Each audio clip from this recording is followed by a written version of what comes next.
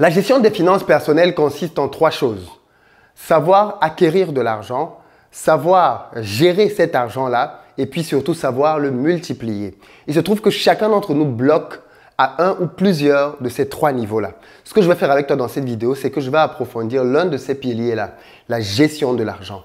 Chacun d'entre nous, si vous travaillez, vous avez un job ou un stage, vous voyez plus ou moins d'argent transiter dans votre vie, par votre compte bancaire, par votre épargne et vous ne savez peut-être pas réellement pourquoi est-ce que vous ne parvenez pas à bien le gérer. Il y a en réalité un piège très grave, très profond mais très sournois dans lequel chacun d'entre nous tombe. Je vais t'expliquer comment est-ce que j'ai découvert la profondeur de ce piège-là dans ma vie et puis surtout comment est-ce que je me suis rendu compte que c'est un truc qui peut vraiment avoir des conséquences très négatives.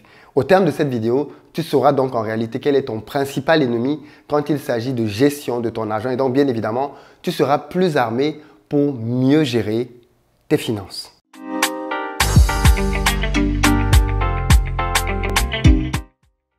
Salut à toi et bienvenue sur ma chaîne.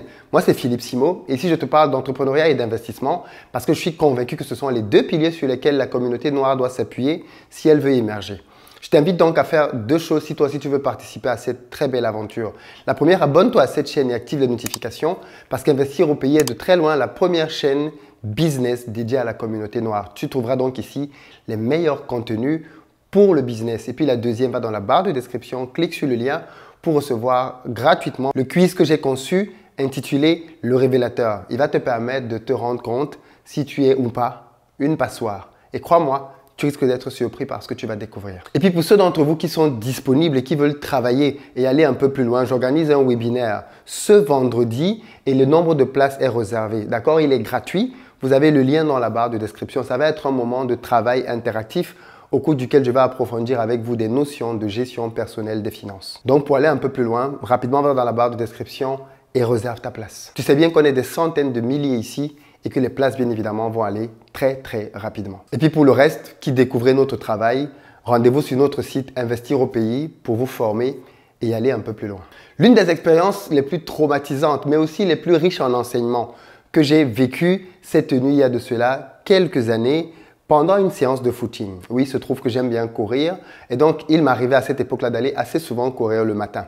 Il se trouve que j'habitais pas loin d'une réserve des pompiers qui eux-mêmes faisaient du sport chaque matin. C'était donc des gens que je croisais très souvent sur le chemin et j'étais toujours très intrigué de les voir courir tous les matins avec le même enthousiasme, qu'il pleuve, qu'il neige ou qu'il vente. Les gars étaient là à courir tout le temps. On va dire que c'était finalement dans le cadre de leur entraînement. D'ailleurs, moi, ça me motivait parfois, tu vois. Des matins, je me levais, j'avais pas envie d'y aller, mais je me rappelais que, mais en fait, les pompiers sont en train de courir, d'accord? Donc, il n'y a pas de raison que je n'y aille pas moi aussi. Donc, du coup, j'allais courir et au final, on va dire qu'on avait fini par se remarquer quand même. Ils m'avaient remarqué et je les avais remarqués.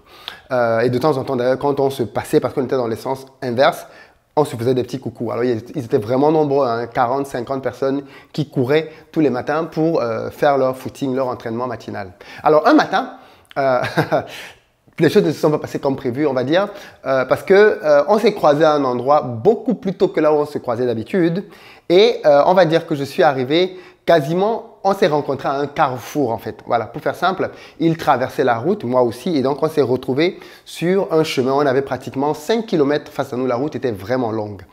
Comme je suis arrivé sur la route quasiment un peu après eux, parce qu'on va dire comme ils sont très nombreux, ils sont arrivés sur le chemin avant moi, donc la file a commencé à courir et les sapeurs-pompiers sont toujours encadrés. Ils ont des moniteurs devant et des moniteurs derrière.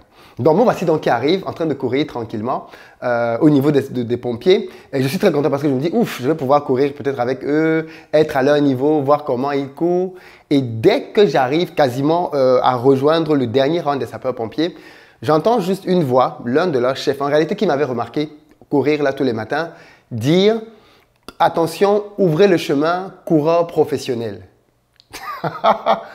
Je me rends compte que en fait, le gars il est en train de parler de moi, quoi. Il dit que je suis un coureur professionnel dont les sapeurs-pompiers s'écartent pour que je puisse passer. Alors là, sur le coup, bon, bien évidemment, j'avais déjà pas mal couru. J'étais déjà pratiquement à mon 7e kilomètre sur 12 km. Donc, il me restait quasiment 5 km pour revenir chez moi. Et là, je vois une horde de sapeurs-pompiers qui commence à s'écarter pour que je puisse passer. Juste que plus donc je me faufile au milieu d'eux et plus je vois bien que les gars ils sont très nombreux devant et pire, plus ils courent vite quoi. C'est-à-dire que C'est un peu comme quand tu es en voiture, tu essaies de doubler une voiture et tu as l'impression que la voiture que tu essaies de dépasser est en train d'accélérer. Tu te dis, mais c'est pas possible. Je veux dire, tu roulais lentement tout à l'heure. Pourquoi est-ce que c'est quand je veux te dépasser que tu commences à accélérer, quoi? Donc, c'est un peu ce qui s'est passé. J'avais déjà pas mal couru, j'étais pas mal fatigué. Et me voilà donc qui suis en train de vouloir tenir un rang. Le rang du coureur professionnel. Pourquoi? Parce qu'on m'a annoncé comme étant un coureur professionnel. Crois-moi, je cours et les gars, ils sont en train de courir, quoi. C'est-à-dire, d'habitude, je cours à peu près à 12 km/h. Mais là, j'étais quasiment à 13 km/h. Après avoir couru pratiquement plus de 7 km, donc j'étais vraiment j'étais bien épuisé. Et les gars courent toujours à bon rythme. Donc je commence à les dépasser, 1, 2, 3, 4, mais il y en a 50. Donc plus je cours et plus je suis fatigué. Je me dis, mais est-ce que je vais y arriver? C'est pas possible. Tu imagines? Plus je cours, plus je commence à ressentir vraiment que je suis en train de toucher le rouge, quoi. Parce qu'il faut que je maintienne un statut qu'on vient de m'accoler là, celui du coureur professionnel. Je ne te dis pas, mais j'ai vraiment eu très mal à la suite de cet exercice-là. Parce que qu'est-ce qui va se passer en réalité pour que je puisse m'en sortir vivant? À un moment donné, je me suis dit, tu sais quoi, c'est mort, ok? Il faut arrêter avec cette histoire de coureur professionnel. J'ai ralenti parce que j'en pouvais plus. Je veux dire, je ne pouvais plus tenir ce statut. Je veux dire, coureur professionnel face à des sapeurs-pompiers, t'es malade? Et les gars, ils courent. Et tu as plein de gars là, 18, 20 ans, 22 ans, au sommet de leur forme, bien musclés, qui sont en train de bien courir. Et toi, tu es là, tu es supposé être le coureur professionnel. Et donc, j'ai dit, non, je ne vais pas mourir ici parce que je veux montrer que je suis ce que je ne suis pas, quoi. Donc, j'ai commencé à ralentir un tout petit peu. Donc, j'en avais marre de les dépasser, quoi. Et juste quand j'ai commencé à ralentir, j'étais déjà quasiment dans le peloton de tête quand même. Il me restait peut-être au moins 10. Mais les 10 là, c'était quand même les gars qui couraient bien, quoi. Donc, qui tiraient vraiment le peloton. Et heureusement, pour moi, on a couru comme ça pratiquement pendant 2 km. Tu imagines, 2 km pour dépasser toute cette longue file-là. Et quasiment quand j'ai vraiment commencé à baisser les bras, j'ai entendu le moniteur de devant dire « Stop! Demi-tour !» C'était comme une délivrance. C'est-à-dire, j'étais quasiment vers la fin de la course et j'ai vu comment ils se sont arrêtés tous d'un trait. Boum! Ils se sont retournés et ils ont commencé à repartir de l'autre côté. J'étais délivré, soulagé. Mais me voici donc hyper fatigué. En réalité, si j'étais tout seul, je me serais arrêté. Mais je me suis juste dit, non, les gars sont en train de te regarder peut-être. Et tu es le coureur professionnel. Donc, tu ne peux pas faire n'importe quoi ici. Qu'est-ce que j'ai appris de cette histoire? J'ai appris de cette histoire le pouvoir de vouloir vivre pour impressionner les autres. Quand tu veux vivre pour impressionner les autres, tu deviens prisonnier. Typiquement comme ce que je viens de te raconter dans cette course-là. Et il se trouve que quand il s'agit d'argent, beaucoup de gens commettent des erreurs avec leurs finances parce qu'ils essaient de vivre une vie pour impressionner les gens autour d'eux. Et ça, malheureusement, ça cause énormément de dégâts. Vous ne vous le rendez peut-être pas compte, mais il y a aujourd'hui plus d'1 million de personnes, rien qu'en France, qui sont interdits bancaires. Des gens qui n'ont plus le droit d'aller prendre un crédit dans une banque. Les gens qui sont limités même dans leur possibilité de tractation avec de l'argent au travers d'une banque. Pourquoi? Parce qu'une grande partie d'entre eux est tombée donc dans le piège ultime de ceux qui essaient de vivre pour impressionner les autres, c'est qu'ils ont commencé à vivre au-dessus de leurs moyens. Il se trouve que, figure-toi, l'argent, c'est un outil en réalité. Il n'est ni bon ni mauvais. Il est juste quelqu'un qui obéit aux instructions que tu lui donnes. Comme un couteau, c'est simplement un outil. L'argent n'est ni bon ni mauvais. Il révèle en revanche celui que tu es. Mais il faut reconnaître que nous vivons dans une société quand même qui nous met une très grosse pression. La pression de toujours être au taquet. Et ça, tu peux le voir au travers des réseaux sociaux. Tu as déjà vu des gens qui montrent leur visage dégueulasse sur les réseaux sociaux? C'est très rare. La plupart du temps, les gens mettent leurs plus belles photos avec leurs plus beaux vêtements dans les plus belles positions possibles. Toujours en train de montrer une image glamour, jolie, très belle d'eux-mêmes. Et donc, ceci entraîne qu'en réalité, les gens maintenant dans notre société vivent réellement pour paraître. Et donc, comme on vit pour paraître, on essaie de toujours être dans le statut que l'on pense que la société va accepter. Et donc, ceci entraîne donc quelque chose d'horrible. C'est qu'on cesse d'être soi-même et on commence à vivre comme pour plaire aux autres, comme pour paraître aux yeux des autres et comme pour finalement ressembler au modèle que l'on pense que la société va accepter. Et ça, c'est juste un élément très grave. Parce que je ne sais pas si tu t'en rends compte, mais ça se manifeste quasiment à tous les niveaux. On triche quand on est avec les collègues parce qu'on veut que les collègues aient une certaine idée de nous. On triche quand on est avec les amis parce qu'on veut qu'ils nous voient d'une certaine manière. On parle d'une certaine façon parce qu'on veut, pareil, que les gens nous approuvent. Mais ça va même encore plus loin. Même quand on arrive dans des domaines intimes comme dans le sexe, on joue un rôle. Parce qu'on veut qu'au terme de l'acte sexuel, le partenaire en face nous prenne pour soit le gars qui est le plus performant au lit, soit la fille qui est la plus performante. Bref, en réalité, je ne sais pas si tu te rends compte, mais on triche quasiment partout dans notre vie. C'est quelque chose qui est suffisamment grave justement parce que autant tu peux tricher dans certains domaines et ça n'a pas de répercussions, enfin ça a des répercussions parce que tu triches face à quelqu'un qui triche aussi, vous êtes deux tricheurs, hein. Mais quand il s'agit de l'argent, les répercussions peuvent avoir des conséquences très graves. Elles peuvent justement te conduire dans des situations dans lesquelles il t'est quasiment impossible de t'en sortir sans avoir besoin d'aide. Et clairement, je fais cette vidéo aujourd'hui pour essayer de m'attaquer à ce gros sujet finalement dont on parle très peu dans les réseaux parce que finalement les réseaux sont devenus un lieu dans lequel les personnes qui trichent, simulent, se retrouvent tous ensemble. Donc pourquoi dénoncer les règles du jeu? On est tous dans le même modèle, on est tous dans le même bateau. Alors pourquoi est-ce qu'on va dénoncer ça? Eh bien, je pense qu'il est important de dénoncer ça parce que d'un, ça détruit. De deux, ça brise vraiment des vies, des familles, des couples qui sont vraiment complètement brisés parce que les gens sont motivés, animés par cette envie de permanemment paraître et ne plus simplement être eux-mêmes. Tu sais, si tu ne t'acceptes pas toi-même comme tu es, il sera impossible pour quelqu'un d'autre de t'accepter comme tu es.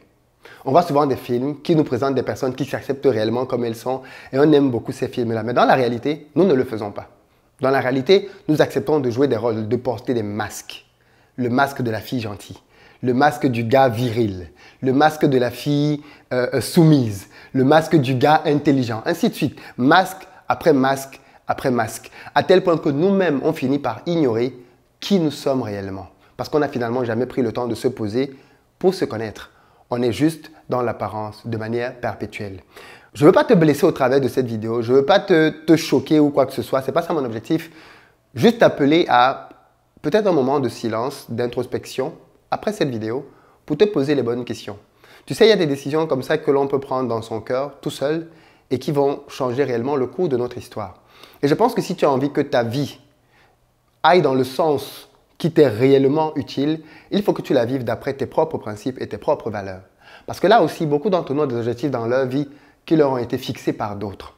Beaucoup d'entre nous veulent briller parce qu'ils veulent ressembler aux autres. Beaucoup d'entre nous sont dans la course, non pas pour pouvoir se découvrir et atteindre leur plein potentiel, mais pour faire mieux que tel ou tel autre. Tu n'as qu'à le voir au travers des commentaires puérils ou des courses que les gens se font et parfois même des clashs que tu peux voir dans les réseaux sociaux, démontrant bien que les gens sont là, non pas pour vivre pour eux-mêmes, mais surtout pour se comparer aux autres. Prends le temps de simplement te poser la question des objectifs de ta vie. Pourquoi est-ce que tu veux faire ces choses? Pourquoi tu veux gagner plus d'argent?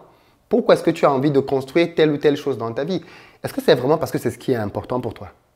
La réussite ne signifie pas amasser beaucoup d'argent dans un compte en banque. Je l'ai déjà dit ici, je ne cesserai de le dire. La réussite consiste à être au bon endroit et faire les bonnes choses par rapport à sa vie. C'est ça, réussir. Et ça peut vouloir signifier que tu as 3 000 euros, que tu as 5 000 euros ou que tu as 1 million d'euros. On a des profils différents, des histoires différentes. N'essaie pas de jouer le rôle de quelqu'un d'autre. N'essaie pas de jouer la vie de quelqu'un d'autre. N'essaie pas de prendre la place de quelqu'un qui n'est pas toi. Tu ne seras jamais aussi bon que quand tu joues le rôle de qui tu es réellement. Chaque fois que tu voudras jouer un autre rôle, tu seras juste un acteur et une actrice. Peut-être qu'il est temps pour toi aussi d'abattre les masques et de te voir comme tu es pour vivre la vie à laquelle toi-même tu es appelé, la vie dans laquelle tu vas t'épanouir. J'aime souvent le dire en prenant l'exemple d'Investir au pays par rapport à ce que je fais par exemple sur YouTube. YouTube est un endroit tellement génial parce que il est impossible de perdurer sur YouTube, avoir de très bons résultats si tu n'es pas à ta place. Parce que c'est tellement exigeant que tu vas abandonner à un moment donné. Clairement, tu vas finir par abandonner. Par exemple, au moment où je fais cette vidéo, il est 3 heures du matin, par exemple. Mais je suis là en train de travailler et d'enchaîner des vidéos parce que c'est le meilleur moment pour moi pour pouvoir travailler calmement et faire des vidéos. Mais combien de personnes seraient à 3 heures du matin en train de faire des vidéos pour quelque chose qui ne les passionne pas? Si le message que je voulais te porter là-dedans n'était pas vraiment important pour moi, ne penses-tu pas que je serais en train de dormir? Bien sûr que si, mais je suis là parce que j'aime ce que je fais, je sais que je suis à ma place et je sais que je suis en train de courir après le bon impact. Et donc, je suis prêt à travailler, à faire les efforts qu'il faut pour aller vers cet objectif-là. Mais toi, qu'est-ce qui te porte? Qu'est-ce qui te drive? Vers quoi est-ce que tu cours? Est-ce que tu cours après les bons objectifs dans ta vie? En tout cas, mon interpellation pour toi, c'était celle-là. Arrête de porter des masques. Arrête d'essayer de vivre la vie d'autres personnes parce que ça va te détruire. Arrête d'essayer d'impressionner les gens en achetant des vêtements qui ne te vont même peut-être pas, en achetant des vêtements qui sont au-dessus de tes moyens. Je crois qu'il y a une phrase comme ça qui est très connue, qui dit que le drame dans la vie, c'est que les gens achètent des choses qui ne leur plaisent pas pour impressionner des gens qu'ils ne les aiment même pas. Des gens qu'ils ne les connaissent même pas non plus. C'est dramatique, n'est-ce pas? Tu vas, tu t'achètes un sac, tu t'achètes une chaussure, tu t'achètes un truc X, Y, Z parce que tu as vu une star à l'écran avec. Mais est-ce que c'est ce que tu veux vraiment? Tu as le droit de trouver quelqu'un de très joli avec une tenue sur Internet. Mais est-ce que c'est celle-là qu'il te faut, toi? Est-ce que c'est celle-là que tu veux réellement? Tu as le droit de lui trouver une coupe vraiment très belle sur sa tête. Mais est-ce que c'est la coupe qu'il faut sur ta tête? C'est vraiment des petites questions comme celle-là qui peuvent te permettre de te rendre compte déjà en réalité que tu es peut-être en train de jouer un rôle. Que tu es peut-être en train de te prendre pour quelqu'un que tu n'es pas. Que tu as peut-être perdu le sens des choses. Tu n'as peut-être plus les bons repères et aujourd'hui, tu es perdu, quoi. Tu es perdu parce que forcément, tu as tellement mis de masques les uns après les autres que tu ne sais plus là où tu en es. Donc, et je vois des gens, et notamment maintenant que je forme des gens dans les finances, faire ce genre d'erreur chaque jour. Combien de personnes ont acheté des voitures parce qu'ils voulaient paraître? Parce qu'ils se sont dit, ça c'est la voiture que les gens qui sont riches ont. Combien de personnes ont acheté des sacs, des chaussures, des mèches, des perruques, tout ce que vous voulez? Parce qu'ils croyaient qu'en achetant ces choses, ça allait leur permettre d'avoir une certaine validation, une certaine acceptation dans la société. Combien de personnes ont fait ce genre d'erreur? Beaucoup trop. Beaucoup, beaucoup trop. Et peut-être que tu te reconnais dedans. La bonne nouvelle, c'est qu'il n'est pas trop tard. Il n'est jamais trop tard pour changer. Il n'est jamais trop tard pour prendre un bon départ dans la vie. Et je veux juste que tu termines cette vidéo en te projetant et en t'imaginant quel type d'homme, de femme tu veux être dans 10 ans.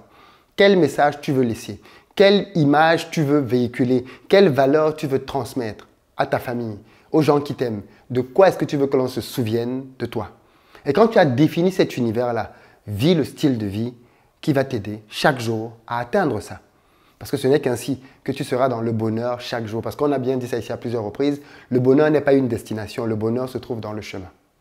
Donc arrête, et je te le dis encore une dernière fois, mais arrête d'essayer de vivre la vie de quelqu'un d'autre. Arrête d'essayer de ressembler à quelqu'un d'autre et sois toi-même. Vis ta vie, aie ton impact et tu changeras le monde à ton niveau. Si toi aussi tu as envie que je t'accompagne dans la gestion de tes finances, dans la barre de description, tu as un lien qui te permet encore de nous rejoindre dans l'académie pour que l'on te forme à apprendre à gérer ton argent.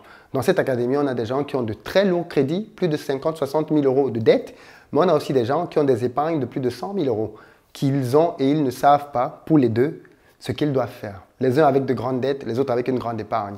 La bonne nouvelle, c'est que pour tous, on a des solutions. Et dans 3 mois, on verra les résultats. La bonne question que je te pose, toi, c'est où seras-tu avec ton argent dans 3 mois? À partir d'aujourd'hui, où seras-tu? Si tu veux qu'on t'aide à aller dans le bon sens, rejoins-nous dans l'académie. Partage la vidéo si tu penses qu'elle peut intéresser quelqu'un, si tu penses que quelqu'un a besoin d'entendre ce message, si tu penses qu'il peut réveiller quelqu'un, eh bien, je pense que c'est ton devoir à toi aussi de partager largement et massivement ce type de vidéo. Et puis, je te donne rendez-vous dans les commentaires pour que tu me dises avec quoi tu luttes. Avec quoi est-ce que tu as du mal? Est-ce que tu te retrouves dans ce que je dis dans cette vidéo? Et est-ce que tu as surtout envie de t'en sortir? On peut en parler dans les commentaires. Et puis, je te dis à très bientôt.